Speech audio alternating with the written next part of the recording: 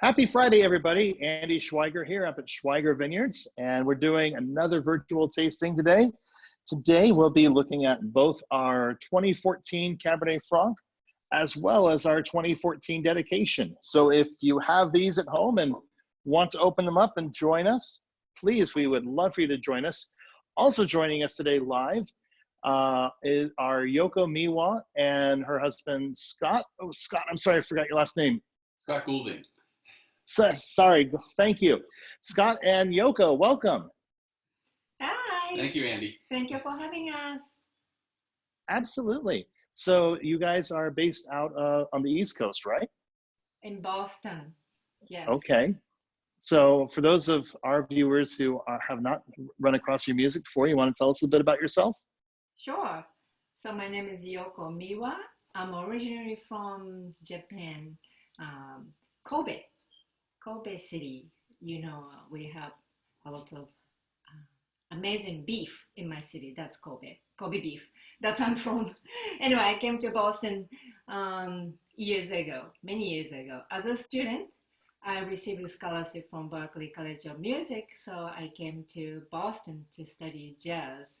I was already playing classical music for a long time, and then playing jazz also, but I came to Boston to study more. So, and I met Scott Goulding, my husband, in a class. He was playing drums in one of the piano classes.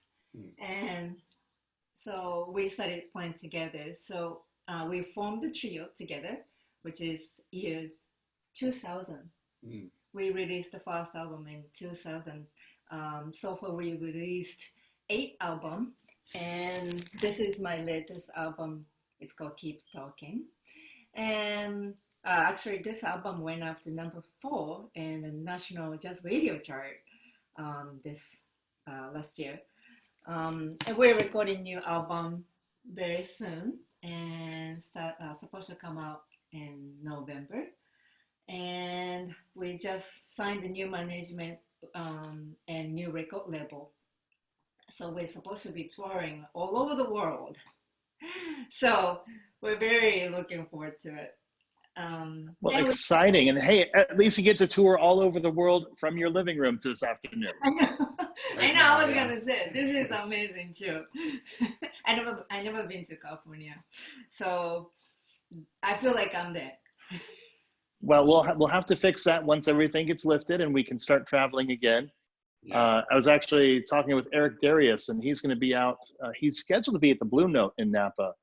That's kind of been a fun venue to finally have a good jazz club in Napa. So maybe they can get you on one of the Blue Note circuits and you can travel and hop around from club to club.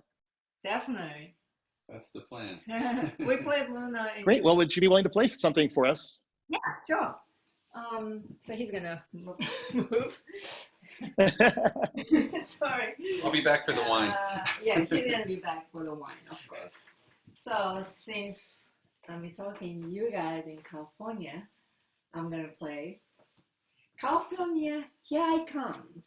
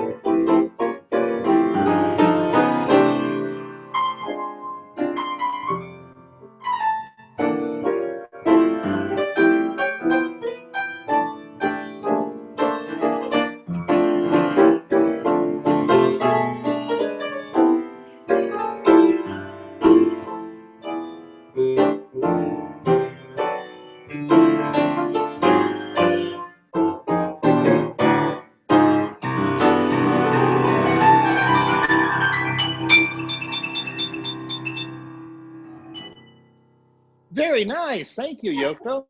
Thank you so much. That was cool. All right. Oh, bring back. Goulding. So how old were you when you started playing? 4 years old. Wow. 4 years old. So you've been playing for 10 years now. Yeah, something like that. 20. 20 most. 20 most. Yes. So David and Inky, I see you guys are in here. So they've been watching this for watching quite a few of these. So she just said that was beautiful. So great. So met you through Anne Braithwaite, and Anne is a friend of Charlene who works with us doing a lot of marketing, and said that you guys were wine lovers. So hopefully we'll get you out to California, have California Here We Come. But in the meantime, we have some California there on the piano. Yes. So what do you guys say we jump into the 2014 Cabernet Franc? Sure. This is a varietal that we actually planted in the early 2000s with the intention to start our own Bordeaux blend dedication, which is what we will taste next. So we originally planted the Franc just to be a blender. And over the years, the wine really started to show its own varietal characteristic. So starting in 2009, we started to bottle this just as a wine club exclusive. So we only do a small amount of these wines.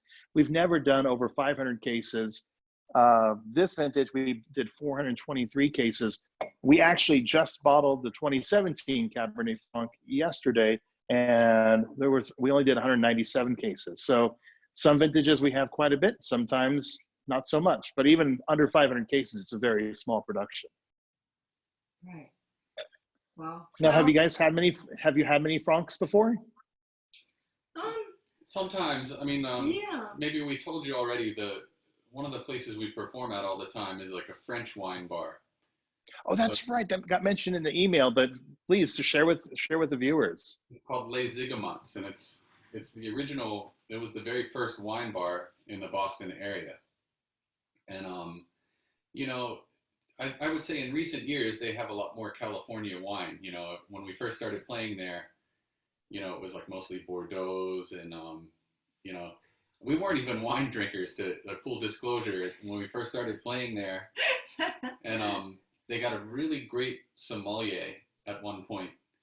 Nick Dodona was his name, and he basically forced us to drink wine. You know, we would say, "Oh, I'll have, you know, this," and he's like, "No, we got $1 million worth of wine here. You're gonna drink wine." You know?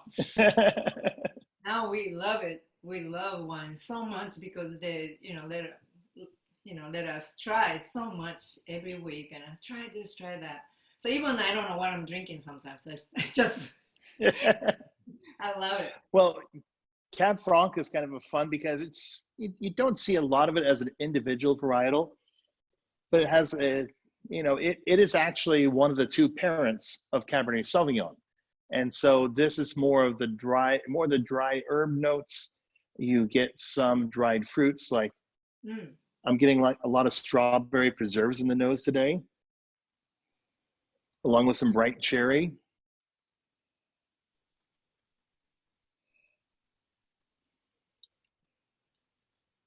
And it's kind of funny because I say this, some people have watched a few of these now. This is actually, Alton Brown has an amazing chicken Parmesan recipe.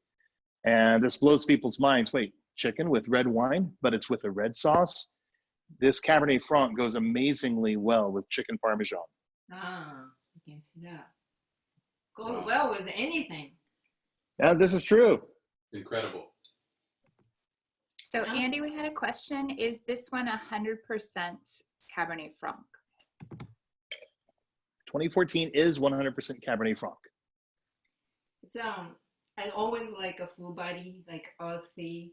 I kind of explained to you, and you gave me the exact kind of wine I like, and I was like, "Oh my God, I love it!" It's so good. Well, that's a fun thing of doing these is when I get the artists and their information, like, well, what kind of wines do you enjoy? Because while it'd be fun to kind of push you into an area that you're not familiar with, at the same time, want you in your comfort zone as well. Which is why when you said you were doing a lot of Bordeaux blends, I figured the dedication would be a natural segue for the second wine today. What I love about Cabernet Franc, though, is it is so soft. It is almost, it is the most Pinot Noir style, I think, of the Bordelais varietals. In terms of its elegance, its roundness. And we actually, all of our red wines, we barrel age just shy of 3 years, not to make them oakier or toastier, but to give them more time for those tannins to soften, to round out and be more approachable, more food friendly at release. So this is actually, like I said, 3 years in bottle. So it was bottled in 3 years in barrel. So it was bottled in 2017. So now just a couple of years in bottle as well. Relatively young, so. I love the smell. It's got a lot of complexity for such a young wine, though.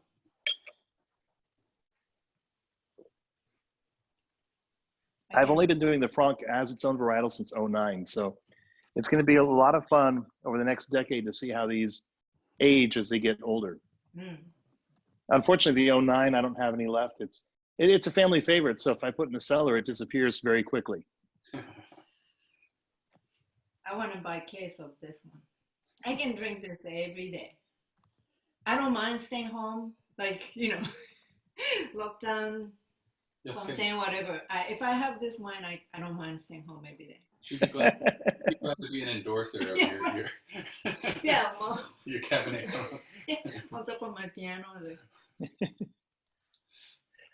Well, that could be, for the people who are starting to go out more often, just drink more wine, relax, stay in. Enjoy your family, enjoy your time, enjoy the wine. Yes, definitely. Very tasty.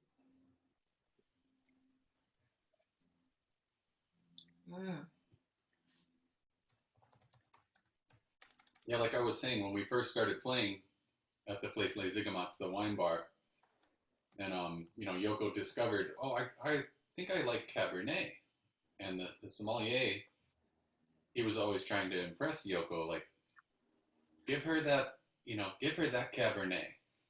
And I'd walk up to the bar, and he'd look at the bartender and say, give him the Pinot.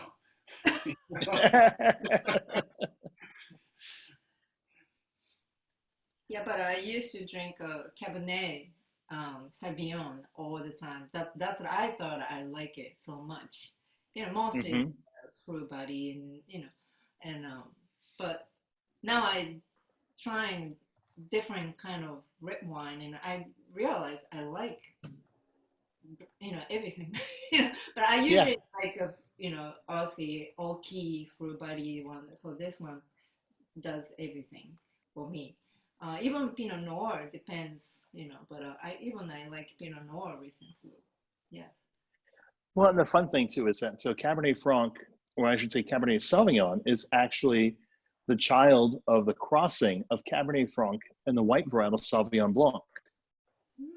So that's why Cabernet Sauvignon is going to be a little more fruit forward, jammier.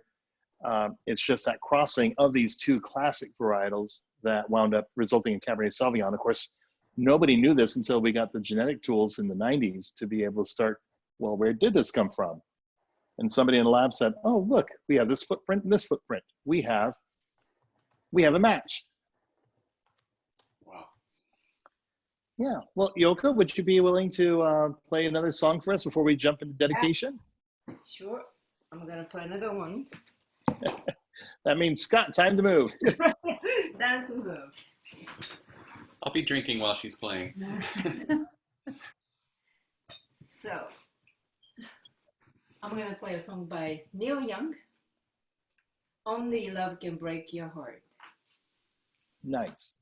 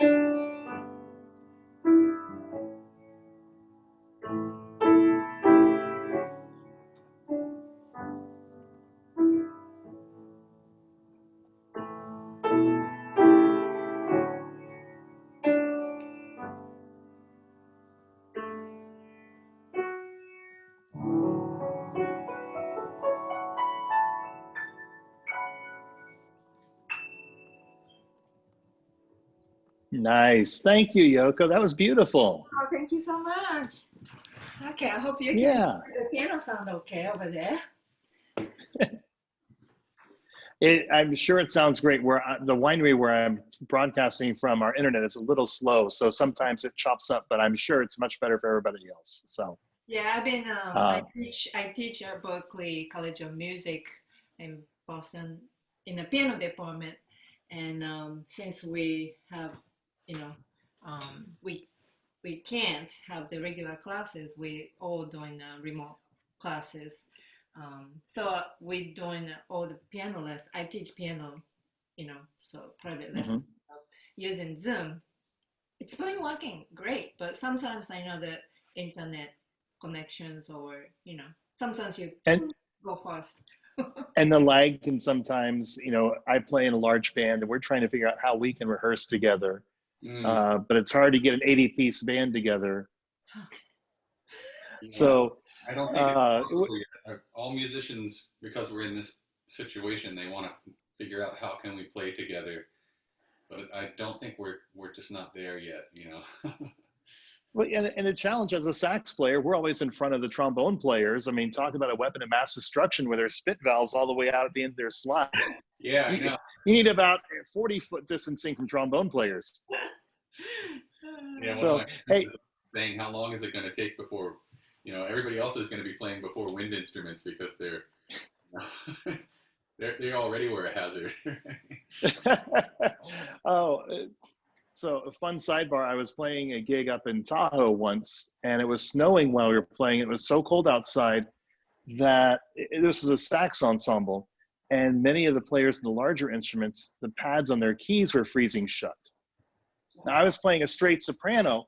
I didn't have that problem because there's no keys in the bottom part of the horn.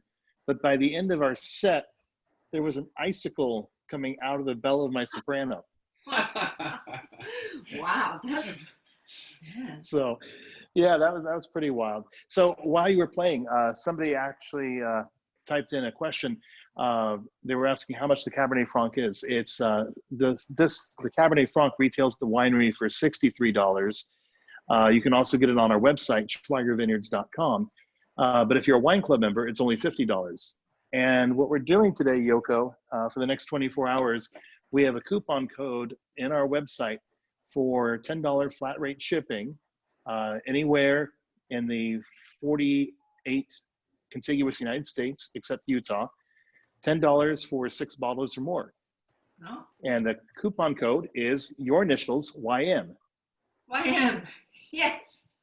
So if you want to try our wines in your home, go to schweigervineyards.com and type in YM for $10 flat rate shipping, six or more bottles. Sounds good. Meanwhile, shall we jump into dedication? Sure. So dedication was inspired. I had the great privilege of, a chef doesn't graduate from culinary school and open their own restaurant. A winemaker doesn't graduate from university and open their own winery. I worked around for many different wineries and had the privilege of working for Joseph Phelps Vineyards, Chateau St. Jean, Cane Cellars, and they all did amazing Bordeaux style blends. So what I decided to do, we started making wines here at Schweiger in 1994. And those first few vintages, we just did Chardonnay, Merlot, and Cabernet. And in 2000, I was really missing the art of blending. So we launched our dedication in 2000. And this is a blend, Bordeaux-based, of Cabernet, Merlot, Cabernet Franc, and Malbec. The ratios change vintage to vintage. I'm never trying to pursue a set percentage of Cabernet Merlot. It's more what speaks to my palate from that vintage. So whereas with the varietally labeled wines, I'm trying to produce something with a sense of place and a sense of varietal and a sense of vintage, dedication is a love letter to our terroir from that vintage. How can I best express the vintage from here in our ranch? Because everything we do is estate bottled. Dad and I grow all the grapes together. I make the wine. And so it's a real expression from the heart.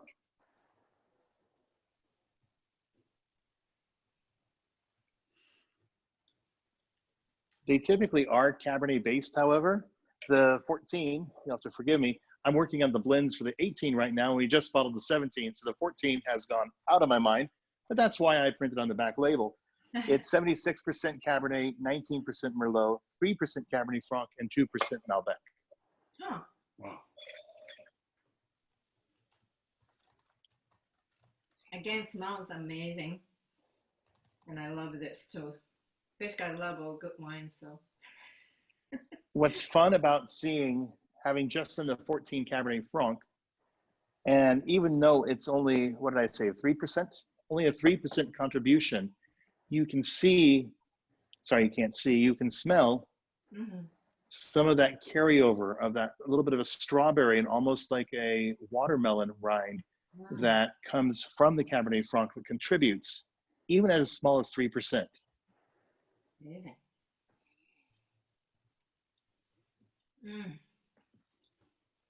Good. So Andy, we had a question on Facebook about the 2011 vintage. Somebody wanted to know if it's the standout vintage for Schweiger Vineyards. Well, 2011 was a challenging vintage, actually. It was a cooler season, and right near the end, there were a lot of rains. And fortunately, because of our altitude, we're a little warmer than the valley floor. So many wine writers got a hold of valley floor samples of 2011 and dismissed it as a vintage, and actually wrote it as a vintage to skip. My opinion, though, is that the whole idea of classifying vintages is so much more a European model, where in France, what would be considered a cataclysmic year in Napa, those conditions are average in France. So when they tell you to skip a vintage in France, they really mean it. When they tell you to avoid a vintage in Napa, it's more of we need to sell more issues of our magazine, so we need a headline. I think skilled growers, skilled winemakers can still produce amazing vintages and amazing wines from challenging vintages. And 2011 was one of those vintages. Right now, if you were to taste the 11 alongside a warmer season like the 12, like the 14, the 11 will seem softer. It's going to be very interesting to see how these wines age. I'll use as an example, the 98 vintage was another cold season, and much of the wine press said avoid the 98, really wanted you to drink the 97 or the 99. Well, fast forward a little over 20 years, the 98 is the best of those three vintages in terms of ageability, in terms of drinking today. So that's kind of the fun thing about wine, is it's always a moving target and you never know what it's going to be like. Well, you can predict what it's going to be like, but that's a fun thing, like life. God loves to throw surprises at us. Right.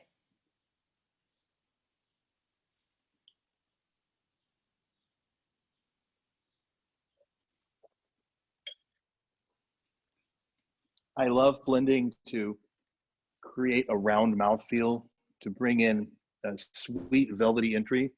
Yeah. And that's the fun thing about blending, is that you can have certain lots of wine that were sitting in your tank room, in your barrel room, and they were shy in the mid palate or lacking something in the finish. And you can bring together 3 or 4 different lots, and the sum is so much greater than the parts. And you never really know what you're going to get until you actually physically sit down and start combining different lots and say, okay, I think this lot can help this one. Let's put these two together. Yes, that gets better. It's kind of like building a chord. How big can you build that chord? Yeah. Until you drop in that weird minor 6 and everything falls apart. Right, you have to be careful. Wow. It has a great feeling, though. You're right. And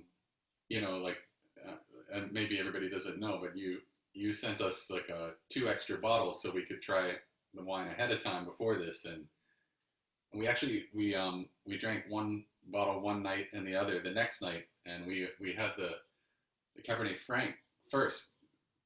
Franc just like we tried today, and it's interesting. I was just thinking about it. It would be very different if you drank them in a different order, because I mean, obviously you're not much more knowledgeable, so you knew which one to start with. So Well, and sometimes it's not so much knowledge. That's kind of it's wine is like cooking, is like music. It's how things go in a certain order can change the dynamics of the evening.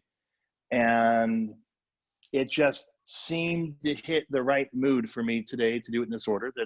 There's not a right order. It's just what strikes you. And it's kind of like when the two of you were coming up with a playlist for a gig for the trio, and what order are you gonna do the songs in? And it's the same thing. They're all amazing songs, but what you open with and what you close with are what people are gonna remember. Yeah, and what you feeling that day.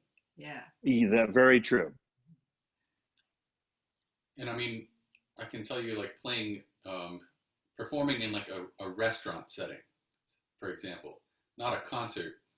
You know, concert you can plan a set list or something, but playing in a restaurant, you can plan a set list, and when you're like mid set, you're looking around and you're seeing the people who are sitting there.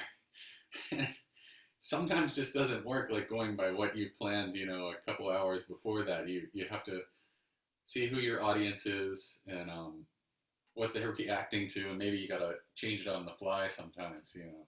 Oh yeah. With the large band I play in, when we've got a gig, the set list will usually be twice the length of what we can actually perform in the allotted time. And that's to give the director the opportunity to see how is the crowd reacting. Okay, let's skip that. Let's go on to this. This is a group that wants to dance. Let's stick more upbeat. This is a crowd that wants to groove. Let's pull up some more stuff with solo charts. Smart. So Andy, I had a couple questions. I'll throw them at you one at a time. The first one is someone has as the 2011 dedication and ideal time to open that bad boy. That's the first question. Now. There's no time like the present. They're cellaring it. Well, okay.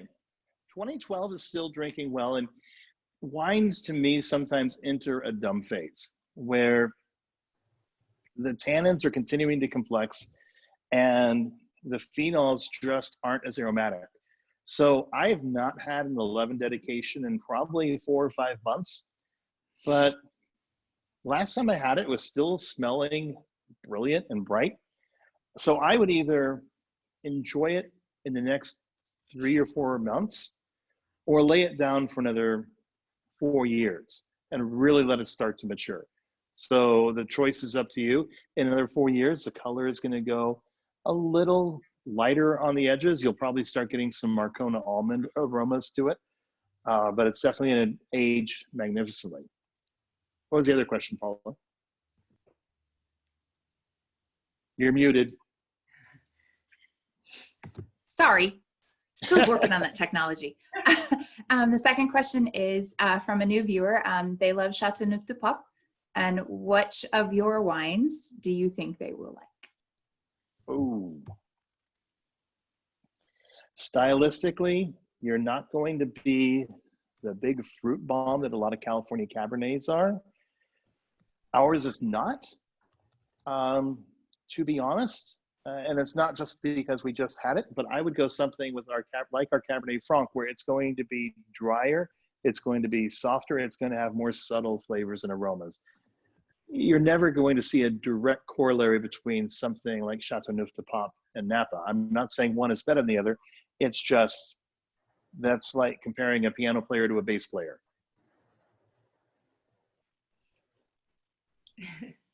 Was that it? Yeah.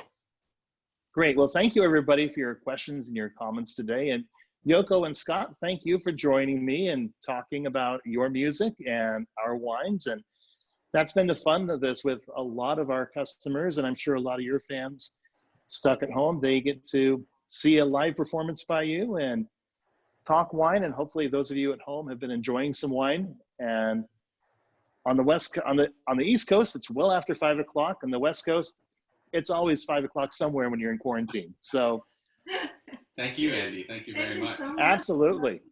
I'm enjoying this so much. And yeah, thanks Anne Braithwaite, because you know she gets us the coolest gigs, you know. Well, and it's 6 o'clock, so you guys are probably ready for dinner now. So now you have two bottles of wine to choose what to have with dinner. Yay. You don't know our lifestyle. Yeah. Dinner 11 Everything's o'clock. very late. This whole quarantine thing, like nothing has changed for us. You know, it's like sleep late, wake up. You know, sleep late, wake up late. You know, eat dinner late. Luckily, the Great. days Well, thank you for coming. Thank you for coming on, Yoko. Would you be willing to play one more song for everybody at home? Sure. I will play one more. Wonderful. Great. Well, while Scott, thank you for joining us, and for everybody watching from home, thank you again for tuning in. We will be back Thursday, May 14th, and our guest is going to be the singer-songwriter duo Striking Matches. So that'll be May 14th, 3 p.m. So we'll see you then. Yoko and Scott, thank you for joining us. Stay safe, stay healthy. Cheers. You too, Andy. Cheers. Cheers. So I'm gonna play title track of my latest album. Keep Talking.